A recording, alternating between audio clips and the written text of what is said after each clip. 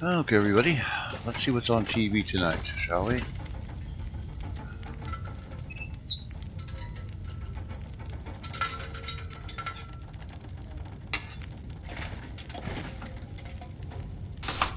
We're interrupting normal programming to join the BBC News Desk for some breaking news. What in the name is going on now?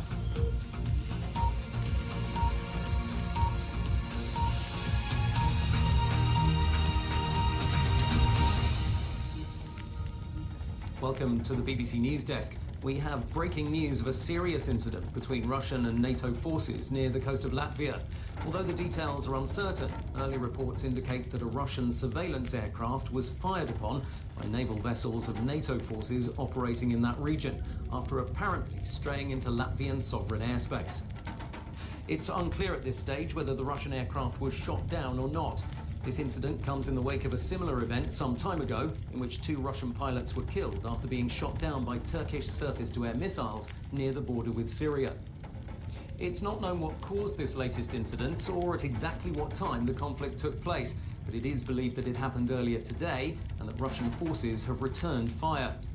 The government has convened a meeting of the Emergency Cobra Committee, and senior members of the British military have been seen entering 10 Downing Street. There were chaotic scenes earlier today as Prime Minister Theresa May was rushed back to Downing Street as details of the international crisis began to emerge. She had been due to attend a meeting with senior business leaders in the city today, followed by a cross-party governmental committee meeting on electoral reform. But these plans have been cancelled in light of current developments. The government spokesperson said that no statement will be issued until the situation becomes clearer. Kate Miller reports. News of the outbreak of military action between Russia and NATO has been greeted across the globe with expressions of concern and alarm. There are unconfirmed reports that Russian forces have retaliated by engaging in direct fire against several NATO warships. 2 US cruisers, the USS Princeton and the USS Gettysburg, are reported to be in the region, but it's not known if they were directly involved in the incident. The Ministry of Defence has yet to confirm these reports, stating that the situation is changing rapidly and that they'd be making a formal statement in due course, but acknowledging that something very serious has happened. In Europe, senior military leaders have been meeting at regional NATO headquarters, indicating that a response to what they describe as unwarranted Russian aggression is being planned.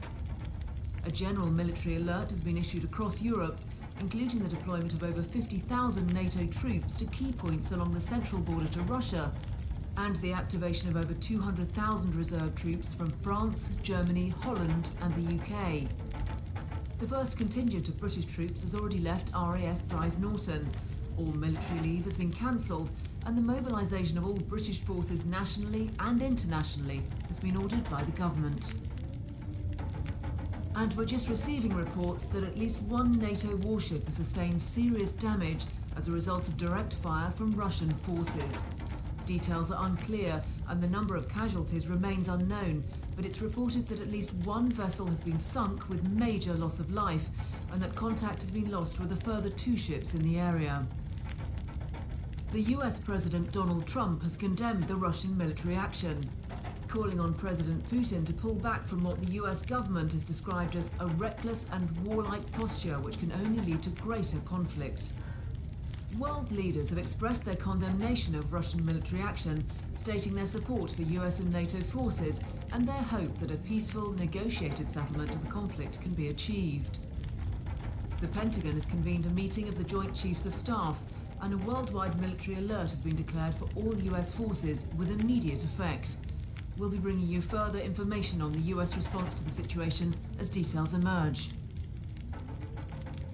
The conflict in the Baltic Sea continues to escalate, with reports that a number of Royal Navy vessels have joined the battle. It's believed that HMS Lancaster and HMS Duncan are leading the British response, and that HMS Northumberland is en route to provide additional support.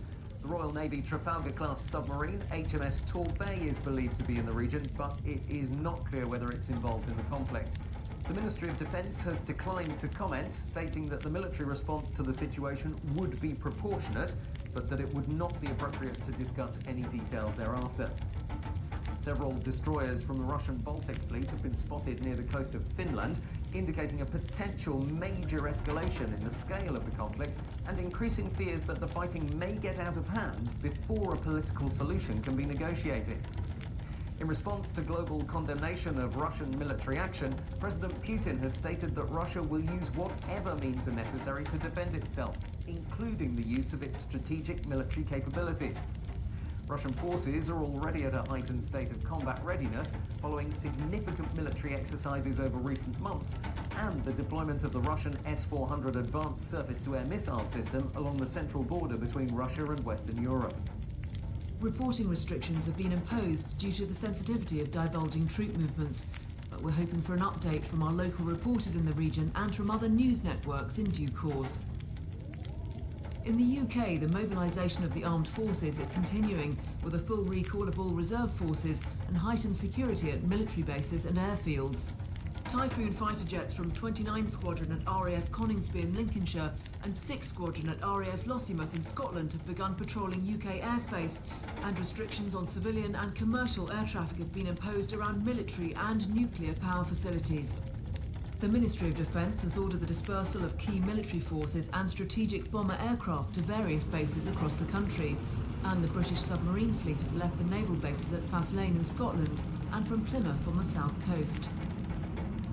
Traffic restrictions have been reported on certain motorways and access points, causing tailbacks in many areas and bringing traffic to a virtual standstill on parts of the M25.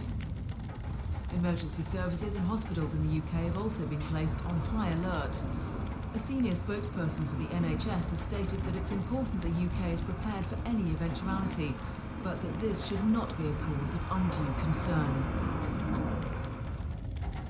And just to recap on the main points so far, a serious incident has been reported between Russian and NATO military forces in the Baltic Sea, apparently resulting in direct fire from Russian warships against US and British naval forces, resulting in the loss of at least one naval vessel, and with casualties now exceeding over 200 troops killed and several hundred more either injured or unaccounted for.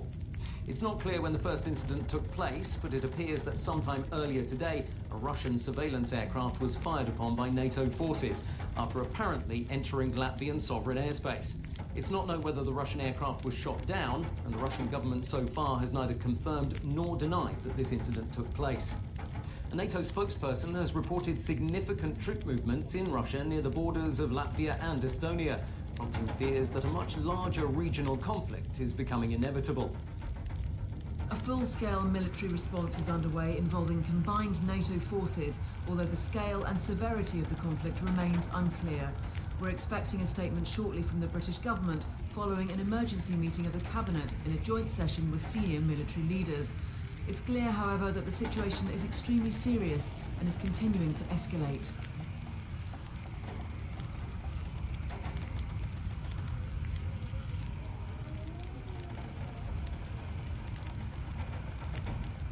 Downing Street has confirmed that all parliamentary sessions have been suspended for today and that heightened security measures have been put in place around major governmental and military facilities. Reporting restrictions have also been imposed on all major news networks, reflecting what the government described as a sensitive and volatile situation which represents a substantial and immediate threat to our national security.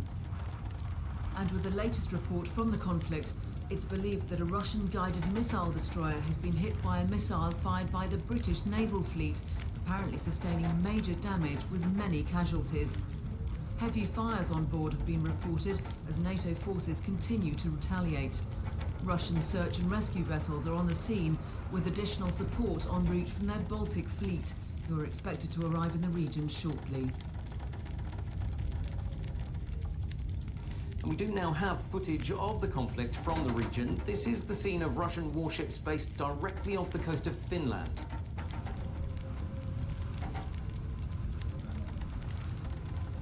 These are truly extraordinary scenes. Russian warships firing directly at US and British forces from NATO in what now must surely represent a state of war.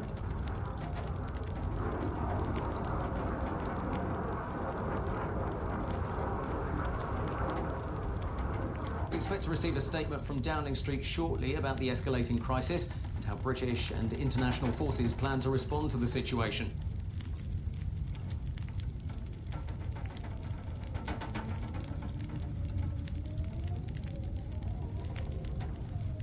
And we've just heard that the government has passed the Emergency Powers Act, bringing the country into a formal state of war preparation and suspending many peacetime activities and functions.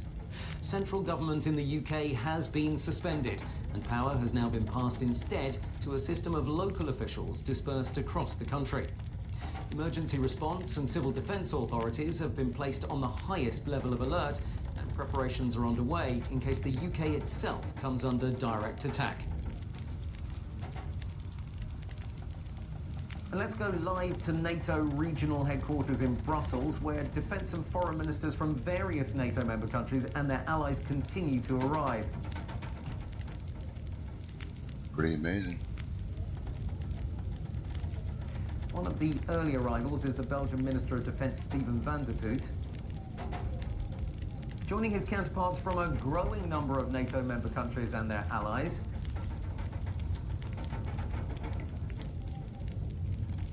And we see the arrival of representatives of the Danish government. Yes, we believe that this is Michael Zilmer-Johns, the Danish ambassador to NATO. And in the latest update on the conflict, fighter and surveillance quick reaction alert aircraft have left NATO combined air operations centres in Germany and Holland, as well as from NATO Air Force bases in the Baltic countries. There are reports that Russian heavy bombers have attacked the main NATO Air Force base in Lithuania, apparently resulting in heavy damage with many casualties. We understand that this is where combined forces from France, Spain and Portugal are based, mainly Typhoon and Mirage fighter jets. We're waiting to hear of any further news on this, but we understand that the attack is ongoing and that Dutch F-16s based out of Malbork in Poland, as well as British Typhoon fighter jets of the Royal Air Force based in Amari in Estonia, are responding. Clearly, something major is underway here in Europe as NATO plans its response. And we have another arrival. The security here is very heavy. There are armed officers surrounding the area. And this is the German Minister of Defence, Ursula von der Leyen, speaking with senior military commanders. We get a real sense of the seriousness of the situation. And again, not wanting to address waiting reporters. And we'll come back to NATO headquarters in Brussels. We expect the British Secretary of Defence to arrive there shortly. But for the moment, let's go back to Kate Miller to see what the latest developments are. Kate. Thanks, John. And in a further dramatic development in the growing international crisis, Russian troops have crossed the border into Estonia and Latvia. International observers have reported a significant incursion involving an estimated 75,000 Russian troops and a number of tank divisions and missile regiments. Heavy fighting has been reported along the border areas, but Russian forces have broken through in several places and are moving quickly towards the capitals of both countries. An estimated 15,000 NATO troops are stationed in the Baltic states, making it unlikely that any significant defence of the territory can be achieved. Russian heavy armoured divisions have surrounded the strategically important cities of Narva and Voru in Estonia and Rozenka and Kraslane in Latvia in an attack led by elite Russian special forces.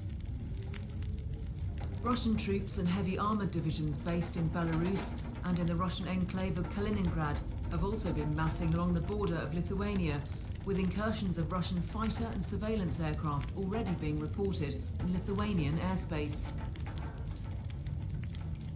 The national government in Vilnius has declared a state of emergency and has requested NATO support in defending its country against Russian aggression. In New York, an emergency session of the United Nations Security Council is underway, and the Russian ambassador to the United States is currently meeting with senior officials at the White House in what's being described as a frank and earnest exchange of views about the growing international crisis. In Moscow, Russian President Vladimir Putin has defended the actions of his military forces, stating that Russia has been provoked beyond measure by years of political and military encroachment by Western nations, and that the time had come to assert its right to defend legitimate cultural and political interests in former Soviet countries. It's not known whether the US president has had any direct contact with his Russian counterpart, or whether the so-called hotline between the White House and the Kremlin in place since the Cuban Missile Crisis, has been used since the conflict started. The US President, the US Secretary of State, plus a number of other key political and military leaders have left Andrews Air Force Base in Air Force One and are likely to remain airborne until the crisis is stabilized. NORAD has declared DEFCON 2, bringing all American strategic nuclear forces to a high state of readiness and sending America's strategic bomber wings to their assigned fail-safe points across the globe. All remaining vessels of the US submarine fleet have sailed from their bases, joining an already substantial contingent of naval vessels in international waters. Let's go back to NATO regional headquarters in Brussels. These were the scenes a few moments ago. The British Secretary of State for Defence, the Right Honourable Michael Fallon MP, in Brussels, originally to chair a NATO Committee on Defence Planning, but now arriving at this emergency meeting of international NATO leaders. Many of the government ministers and representatives we see today were already in Brussels for various NATO Council meetings. Others have been rushed here to join the emergency session of senior military and political leaders.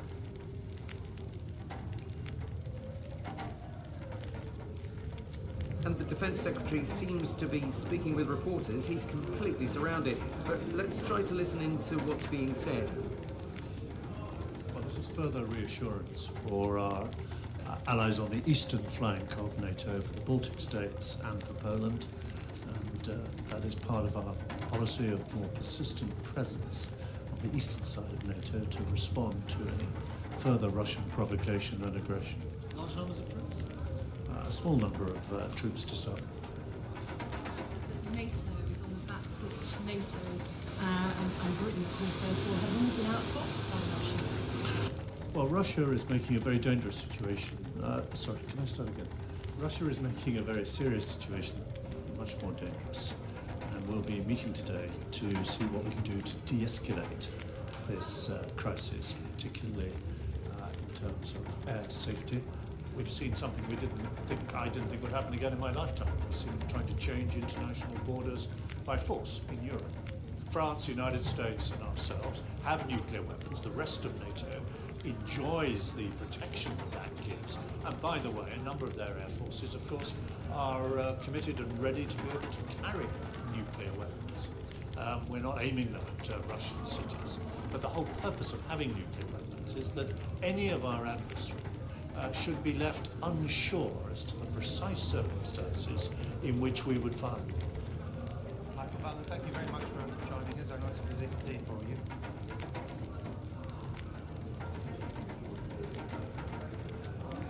And just to recap quickly on the main points so far, things have been moving very quickly from what started earlier today as a rumour that NATO forces had fired on a Russian surveillance aircraft, to a situation where Russian forces are engaging in ongoing heavy combat with combined forces from different countries in the NATO alliance. Russia has invaded Estonia and Latvia with an estimated force of 75,000 troops and a number of tank divisions and missile regiments. The international response has also been significant. Israel has warned against any moves against its territory and has declared a state of national emergency. China has advised NATO to use caution in the way it responds to the ongoing situation in Europe. A spokesman from the US State Department has confirmed that Chinese officials have also warned the US against any military activity in the South China Sea from its bases in the Philippines, stating that any such action would be interpreted as an act of aggression and would be dealt with accordingly. North Korea has declared its support for Russia and has begun mobilizing an estimated 300,000 troops along the border to South Korea, increasing concerns that the growing military crisis in Europe will spread to other international locations. The governments of South Korea and Japan have expressed their concern at the increasingly belligerent statements of the North Korean government, stating that the nuclear capabilities of North Korea remain unknown but represent an immediate and significant threat. There are reports of massive troop movements within Russia, and there are real concerns that this conflict might escalate rapidly. Reuters news agency has reported that the much-feared Topol-M mobile missile launchers are being moved into strategic positions along the central frontier to Europe, so Russia is sending a very clear signal to NATO's Central Command.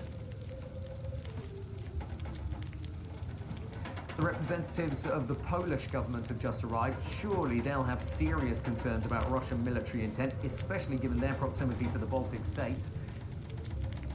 Polite smiles all round, but the sense of urgency and tension is clear. And almost straight away we have another arrival. I'm not completely sure which country this delegation's from. This is live from Brussels. We can really feel the sense of urgency and tension in the air.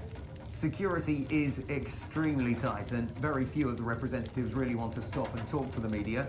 Clearly, this is a situation of the utmost seriousness, and no doubt a full military response is being planned. And in breaking news, Buckingham Palace has announced that the Queen and senior members of the royal family have been evacuated to a secure location outside London. No details have been given, and it's not clear when exactly the evacuation took place, but sources indicate that the decision was based on advice from the Defence Secretary, who's currently attending an emergency session of senior NATO military leaders in Brussels. The Queen is apparently fully aware of the ongoing situation and is being kept informed of developments as they occur. Buckingham Palace has said that they will not be issuing a formal statement beyond this announcement, but that they urge people to remain calm and to monitor the situation closely. The Polish government has expressed their concern about the accumulation of Russian forces along its northeastern border with Belarus, fearing that they may push towards Germany and in doing so reclaim many regions within its country that used to be under Soviet control. Poland for many years has permitted NATO early warning and defence missile systems on its territory in a move seen as provocative by the Russian military, and these are likely to be targeted by Russia in any significant move of its army towards Western Europe. Large-scale evacuations have already been reported in Warsaw and Krakow, prompting fears that the movement of people away from major cities might interfere with the deployment of troops and military vehicles to key defence positions. All civilian and commercial air traffic in the region has been suspended, and emergency civil defence measures have been initiated by the Polish government. We can now go to our senior military correspondent, retired Army General and ex-head of British Armed Forces, Sir Norman Fairchild, who's been closely monitoring the situation. Thank you for joining us, Sir Norman. Firstly, can you give us your assessment of the situation and where you think things might go from here? Well, this is clearly a very serious situation, but one I have to say that might have been foreseen. It has been clear for some time that there's been a more fundamental tension between Russia and the West regarding the encroachment of NATO forces and defense systems upon the Russian border and historical territory, so this possibly has been coming for some time. The conflict in the Ukraine and in Syria has significantly increased the likelihood from the various forces would come into direct conflict at some stage, and this is certainly something that many people feared might happen. So is this possibly something that Russia has been planning for? Well, I think we need to bear in mind that Russian forces have been building their military strength for a number of years, investing heavily in advanced technology and having a level of war readiness that few countries could claim. We have seen several large-scale military exercises by Russian forces, which of course is a convenient way of disguising the deployment and positioning of its military assets, and they of course know that Western forces are already fully committed in various conflicts in the Middle East. I have to say that I'm not convinced that this particular episode, as serious as it is in itself, is the full picture. I believe that this is part of something much bigger and is more likely, in fact, to be a diversion from Russia's true military intent, which remains to be seen. We've seen that the government has passed the Emergency Powers Act. Most people will be unfamiliar with what this means, so can you tell us what the significance of this is in military terms? The significance really is twofold. The first is the level of readiness it brings, preparing the country for a state of war and bringing all British armed forces to the highest possible levels of planning and preparation. This necessarily includes the British strategic nuclear deterrent. This, of course, has never happened before, so how quickly and effectively we can respond remains to be seen. But clearly, there is a real urgency now due to the severity of the crisis. The second and possibly more serious implication is that it tells us that our intelligence services have assessed the threat as being very dangerous, so they clearly know that something is up. and we'll be returning to that conversation in a few moments. We interrupt to bring you news that the Ministry of Defence has reported what it refers to as a number of large order detonations in the seas off the coasts of Estonia and Latvia. No details or confirmation of these reports attributed to local NATO observers have been received as yet, but it's understood that one of these attacks was targeted against key supply vessels carrying fuel and ammunition to NATO forces. We believe that there is footage of the attack from a military observation vessel, and we hope to have that shortly. In further breaking news, the government has taken control of British Airways, all cross-channel ferries, and the Channel Tunnel. They say it's a temporary step to help move troops and equipment to Europe. Thousands are currently stranded at Heathrow and Gatwick, and the Royal Navy has also been deployed to guard the North Sea oil rigs. The MOD have described this as a prudent, precautionary measure. And in a controversial move, the Turkish government has refused to allow NATO forces to use their sovereign airspace, warning that any such incursion would be seen as a hostile act. Reports indicate that Turkey has refused all air traffic clearance for NATO aircraft at Incirlik Air Base, and that Turkish military forces have refused to allow access into or out of the airbase. Turkey has recently strengthened its political and military ties with Russia, but its refusal to support NATO is likely to raise concerns that this action will compromise NATO military strategy and will allow Russia to more easily advance into former Soviet countries in southern Europe. A number of American B-52 long-range bomber aircraft have been seen leaving RAF Fairford, a primary forward staging base for United States Air Force strategic assets in the UK. It's not clear whether they're equipped with nuclear weapons, but a senior US military spokesperson has stated that a non-conventional military response may be required and that they needed to be prepared for any eventuality. American AWACS surveillance, along with several airborne refueling aircraft, have also left Aviano Air Force Base in Italy to support military operations in the region. The Prime Minister Theresa May and senior members of Cabinet are directing emergency operations from an undisclosed location outside of London, along with the head of British Armed Forces and other senior military leaders. In the UK, military and civilian authorities are continuing their preparations to respond to the growing crisis. All non-essential and elective surgeries have been cancelled by the NHS, and hospitals are being cleared of non-critical patients to make way for potential casualties in the event of a wider conflict. The Ministry of Defence has refused to comment on rumours that Russian forces have used tactical nuclear weapons against British and US naval forces in the Baltic Sea. The United States has continued to respond to the growing international crisis. The meeting of the US President and the Joint Chiefs of Staff is still in session, but we understand that a full mobilization of US military forces is underway internationally and that all military leave has been cancelled. B-2 stealth bombers have been seen leaving Whiteman Air Force Base in Missouri some time ago, and all military bases in Europe and the Middle East have been placed on high alert. Sources at the Pentagon are suggesting that a major strategic confrontation with Russia might be a real possibility. NATO has been moving their forces closer and closer to Russia over the past few years. And activating the Aegis missile system in both Poland and Romania very recently has caused serious consternation in Russia because of what they see as a first strike capability right on their doorstep. So they see NATO as the aggressor here. The number of NATO warships and armed forces currently positioned in the Baltic region suggests that NATO possibly knew that something might happen.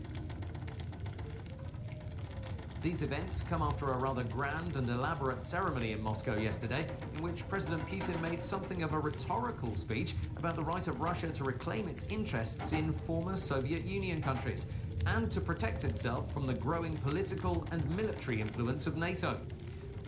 Nobody really paid much attention to this ceremony at the time, but it's certainly beginning to take on a new significance in light of current events.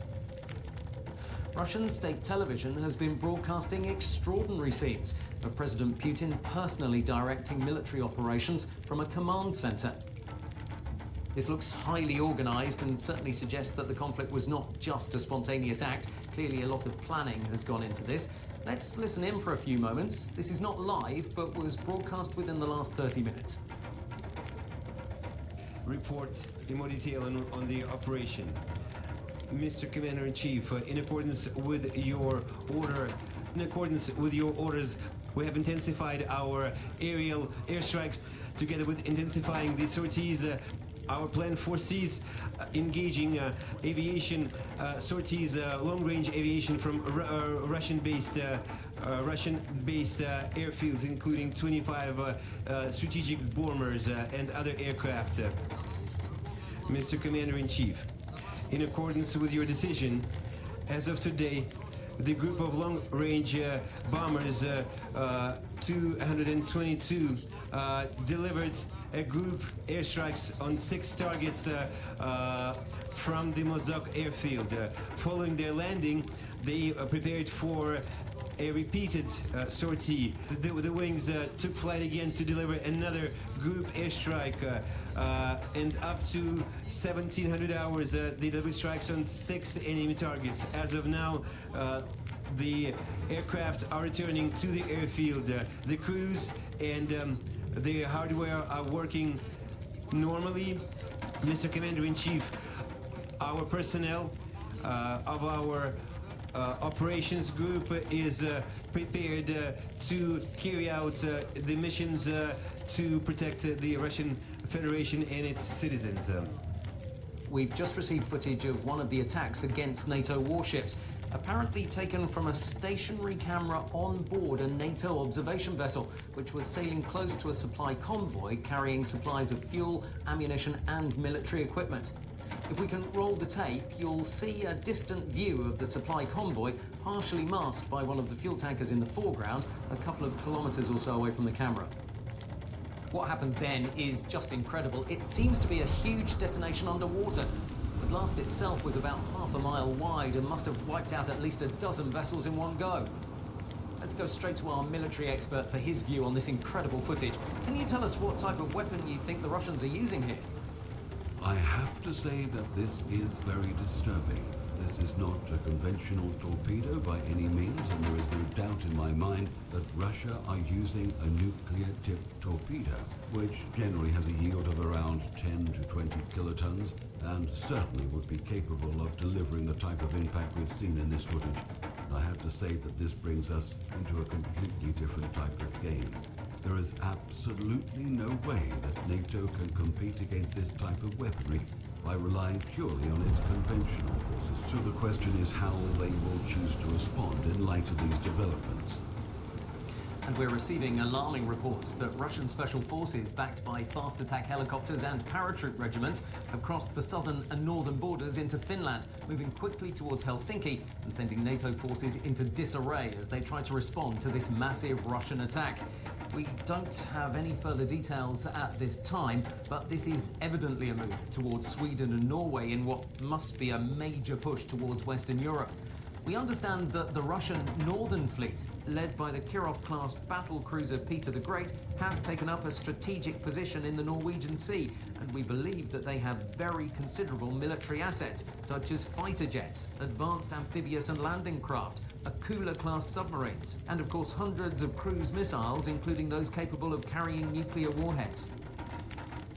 Having already crossed the border into Latvia and Estonia, and now into Finland, the looming question is how far Russian forces will go. Will they continue to advance and to defy NATO's declared policy of defense by all means, including the use of tactical nuclear weapons? We're now being joined by our colleagues at the BBC studios in Manchester, who'll be helping us as we bring you live news. Let's hand over for the moment to my colleague Simon Kendall. Simon. Thanks, John.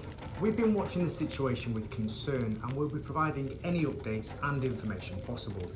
We're also here in case Broadcasting House in London needs to be evacuated, which we believe is a possibility. Our military expert Sir Norman Fairchild will also stay on the line with us for the time being. But for the moment, let's get the latest news from Kate Miller. Kate? Thanks, Simon. We're just receiving reports that the Russian Air Force has bombed several military installations in Poland, and that Russian tanks and heavy armoured divisions have crossed the border from Belarus into Poland, just west of the city of Brest, which must surely mean that they'll push directly towards Warsaw. Russian paratroopers have surrounded the strategically important port of Gdansk, and heavy fighting has been reported in the area. We've also had news that the Russian Air Force has attacked NATO missile defence systems in Romania, and that Russian paratroopers have taken control of Odessa in Ukraine. Warships from the Black Sea Fleet have been spotted off the coast of Romania, and reports indicate that Russian special forces have landed just north of the city of Constanta.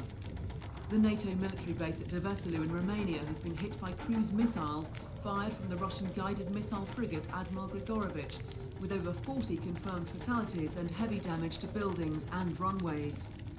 The government of neighbouring Moldova has declared a state of surrender and has pledged allegiance to the Russian state, providing a potentially important staging position and indicating Russian intent to push northwards and retake the western half of Ukraine. An estimated 20,000 Russian troops are reported to be massing on the border of Belarus, just north of the Ukrainian capital of Kiev, furthering concerns that a complete invasion of the former Soviet country is underway. The Russian government has warned against any NATO interference in its military activities in Ukraine and the Baltic region, stating that any hostile action by NATO forces would require a full retaliatory response against Western Europe and the United States. A statement from NATO Central Command is expected shortly, and we'll bring you that as soon as it comes in. So Norman, what's your assessment of the situation given this latest news? Clearly this is a very worrying development, and there can be no doubt now that this is part of an orchestrated and premeditated strike by Russia against the West. NATO will have to respond, but we've clearly been caught napping. The West is totally unprepared for this type of scenario, so I think we're in serious trouble here. NATO Central Command has confirmed that Russia has invaded Romania, adding that giant Antonov and Ilyushin military cargo aircraft of the Russian Air Force have dropped elite Russian special forces and heavy combat equipment and vehicles within 20 kilometers of the eastern border of Hungary and south of the Romanian border to Ukraine. There's been no official statement from the Romanian government, but it's understood that no retaliatory action is likely to be initiated by Romanian armed forces. The government of Ukraine has repeated their expression of concern and has requested direct military action by NATO against massing Russian forces. The Russian government has repeated its assertion that its action is in response to years of increasing encroachment and political interference by NATO and its allies, warning that they'll respond massively should NATO create any further escalation in the conflict. NATO has reported heavy fighting near the Latvian capital of Riga and has confirmed that Russian forces have seized control of Tallinn in Estonia. Russian forces are moving rapidly west towards Helsinki in Finland and are continuing to engage in heavy naval battles in the Gulf of Finland. In Poland, heavy fighting has been reported as Russian forces move towards Warsaw both from the north and east. The strategically important port of Gdansk has been captured, increasing the Russian stronghold in the Baltic Sea and providing an important staging point for further military action towards Western Europe. Thanks, Kate. We now have on the line Keith Fuller, an expert in civil defence and chief advisor to the government on emergency measures and contingent planning. Keith, we appreciate you joining us. You, more than most people, will appreciate the seriousness of this situation, and we know that there's growing concern that this conflict might escalate into a more strategic nuclear confrontation. The standard advice to the public is to gather food and water and to create a shelter in their home to protect them against blast and fallout. What's your assessment of the effectiveness of such measures?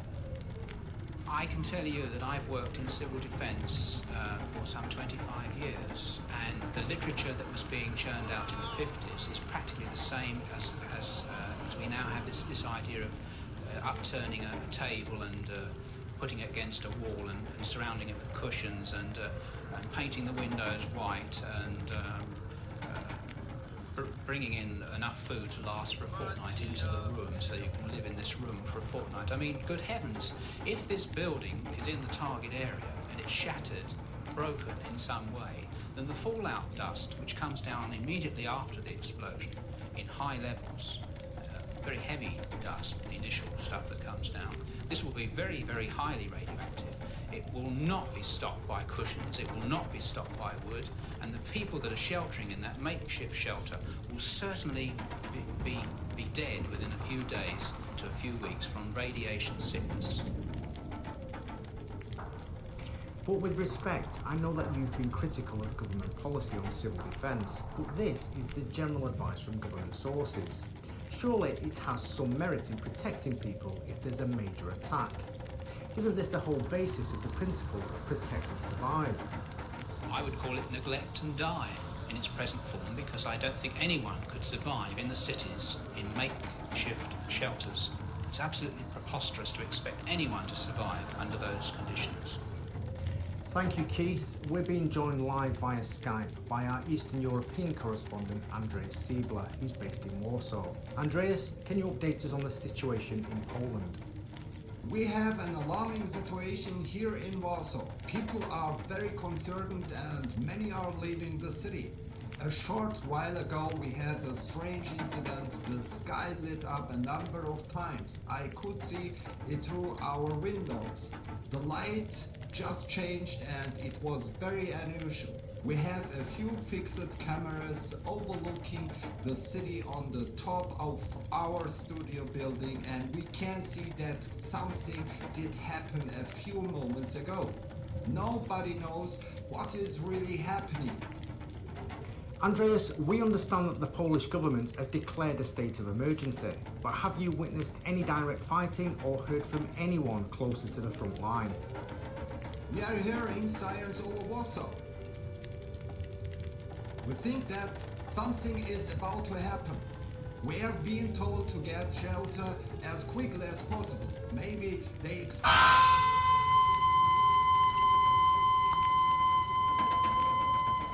I'm sorry, but we seem to have lost our connection with Warsaw. We'll try and clarify the situation there and hopefully reconnect as soon as possible. But for the moment, let's go back to Kate Miller to see what the latest developments are.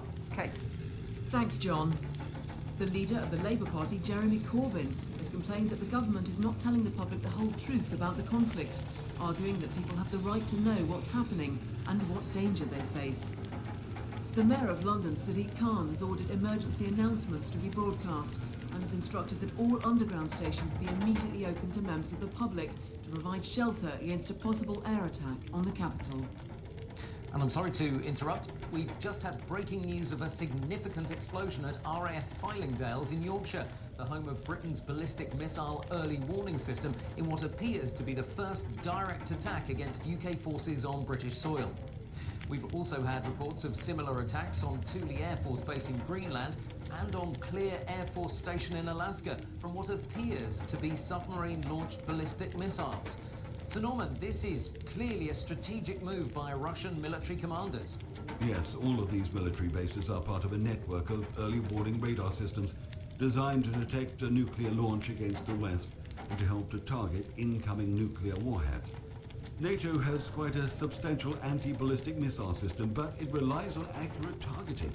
So without these advanced radar capabilities, we'll be more or less shooting blind. It's pretty clear that we're going to get into a real shooting match very soon. Thank you, Sir Norman. Obviously, we'll be monitoring the situation carefully as the mobilisation of British forces continues to accelerate. We have live footage from RAF Northolt near London. These appear to be Typhoon fighter jets taking off in rapid sequence. We have unconfirmed reports that RAF fighters have been sent to intercept Russian long-range bomber and surveillance aircraft. We stress that this is not confirmed, but we will bring you as much information as possible as we receive it.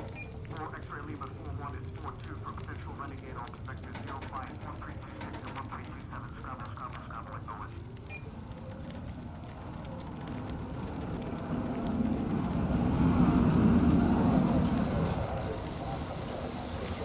This is quite a powerful image, the weather obviously deteriorating somewhat. Clearly heading straight to a high altitude as quickly as possible.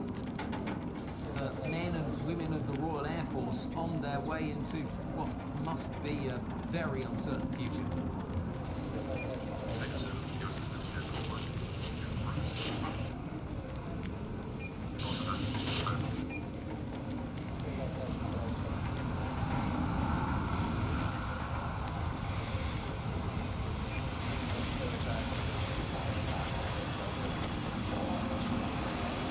Similar scenes from NATO military bases and command facilities across Europe. Clearly, the military situation is of grave concern, but we're limited in what we can report. We've just heard that we can expect a live statement from NATO's Central Command in the next few minutes. Obviously, we'll bring you that as it happens. And we've just had news that the US ambassador and senior consulate staff are being evacuated from central London. Clearly, something has gone terribly wrong. Heavily armed US Secret Service personnel are escorting US diplomatic staff to waiting helicopters and military aircraft.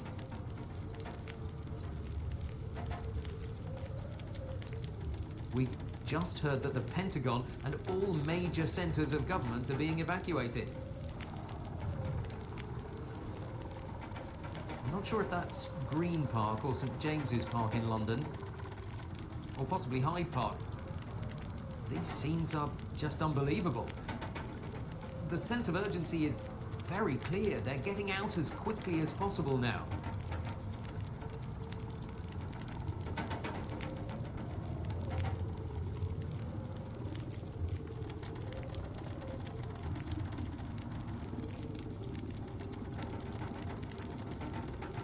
This is certainly a very frightening scene.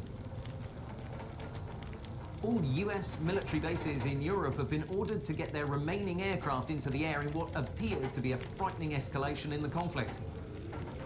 And we're now going live to Brussels for a statement from NATO regional headquarters. Let's listen into this live broadcast.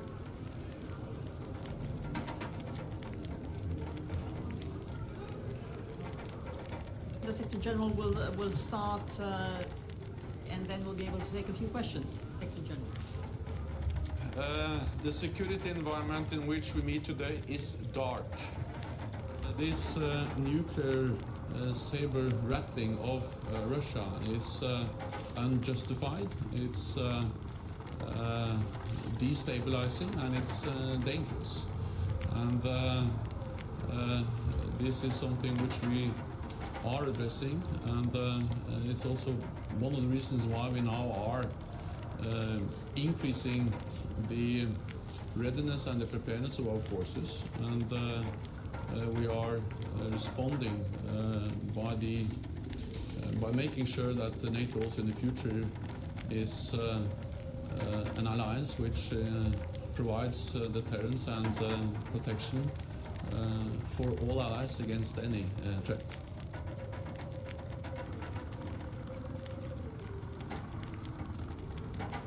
And we've just had reports of a major detonation at Beale Air Force Base in California. We've had amateur footage from a number of sources in Sacramento that clearly show a huge cloud from what appears to be a massive explosion in the distance.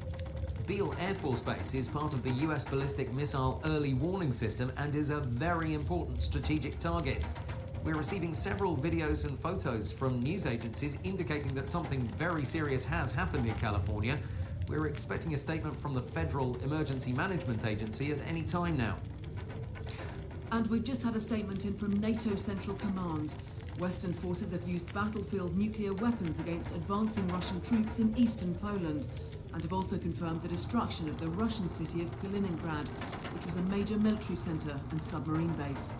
The Polish capital of Warsaw has been hit by a nuclear detonation estimated to be in the 1 megaton range, targeted at advanced NATO positions to the east of the city, with no casualty figures as yet from its population of 1.7 million citizens. American B-2 strategic bombers have attacked Russian military bases in Belarus, and B-52 long-range bombers continue to approach Russian sovereign airspace. A NATO spokesman has said that efforts to contain the conflict are ongoing, and that the American and Russian presidents are in direct contact at this time. The US president has assured the American public that everything is being done to resolve the situation peacefully, and that the US government remains confident the conflict can be contained.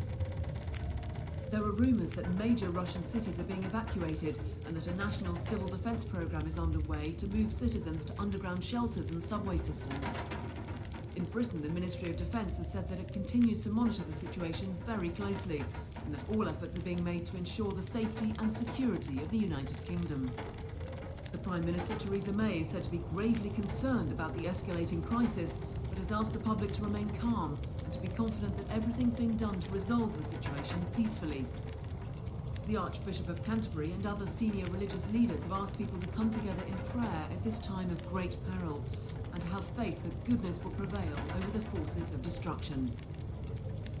And we've just had more breaking news that thermonuclear bombs of undetermined strength have exploded at NATO regional military headquarters in Brussels and at a major US military and radar base in Wiesbaden in Germany, resulting in the reported destruction of the city of Mainz and the outskirts of Frankfurt.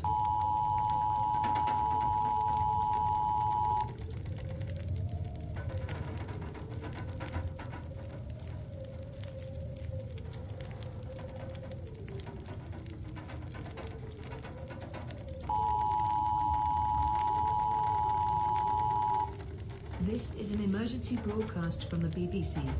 Confirmation of a nuclear attack against this country has been received.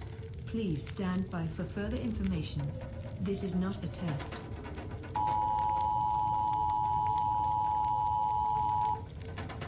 This is an emergency broadcast from the BBC.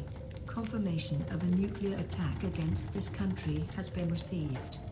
The threat level is extreme, meaning that a major attack is imminent. All airports and motorways have been closed for military use. Non-essential telephone lines have been disconnected. Civilians are advised to stay indoors.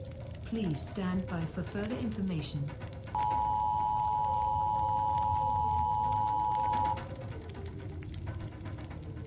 This is an emergency broadcast from the BBC. The following locations have been confirmed by radar tracking as primary targets: London, Manchester, Birmingham, Liverpool, Glasgow, Crewe, Portsmouth, Cardiff, Newcastle, Leeds, Oxford, Sheffield, Plymouth, Edinburgh, Hull, Aberdeen, Derby, Coventry, Folkestone, Swansea, Leicester, Ipswich, Dover, Sellafield, Perth, Faslane, Cambridge, and Newport.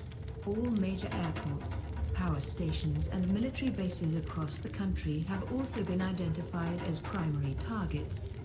Civilians are advised to seek immediate shelter in the most secure location in your home. Create an inner refuge if possible by stacking furniture, mattresses or any heavy objects to protect you from the effects of blast and fallout. Stay away from windows and external doors. Turn off all gas appliances and extinguish any open fires or flames. Gather as much drinking water and food as possible and store them in your inner refuge.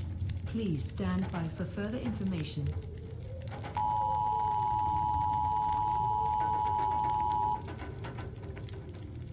This is an emergency broadcast from the BBC.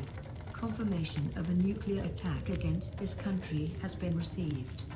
When nuclear impact is imminent, the attack warning red signal will be broadcast. The attack warning red signal will be sounded when nuclear impact is expected to occur within 90 seconds. When you hear the attack warning red signal, it means that your life is in danger and that you must act immediately. Seek immediate shelter in your inner refuge, or in the most secure location available to you. Do not go out of doors. Do not stay in any location where you might be exposed to the direct flash from a nuclear detonation, and do not look at the nuclear flash, as this can cause permanent blindness or damage to eyesight. Right now you should focus on collecting water, food and other essentials. Store them in your inner refuge. Collect any medical supplies, clothing and bedding you might need. Bring a battery-powered radio if possible, as this may be the only way of getting information after the primary attack. Gather books, reading materials, and a torch and batteries if you can.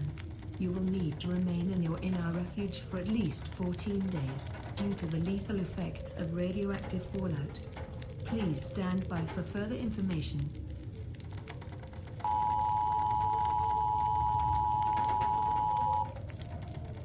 This is an emergency broadcast from the BBC. Confirmation of a nuclear attack against this country has been received. After the main nuclear attack is over, it is unlikely that any rescue or firefighting resources will be available. Radioactive fallout and damage to infrastructure and transportation links will make it difficult for your local civil defense authority to reach you within the first week of an attack. Store your food and water carefully, and use fresh produce first, leaving canned or preserved foods for later. Do not leave your shelter to seek out medical assistance, food or drinking water, as radioactivity levels will be extremely dangerous for at least the first 7 to 10 days. If you have any fatalities as a result of the attack, you should wrap the body as tightly as possible in paper, polythene, sheets or blankets, and move the body to a nearby...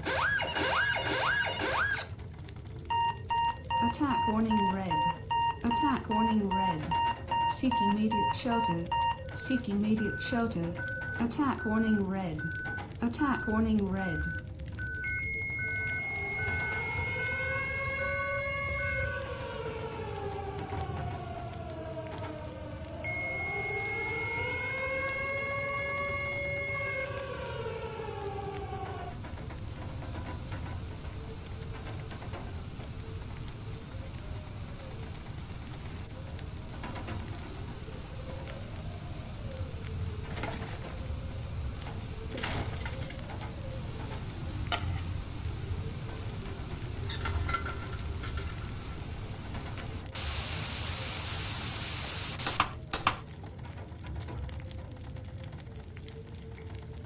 Well, that sucks.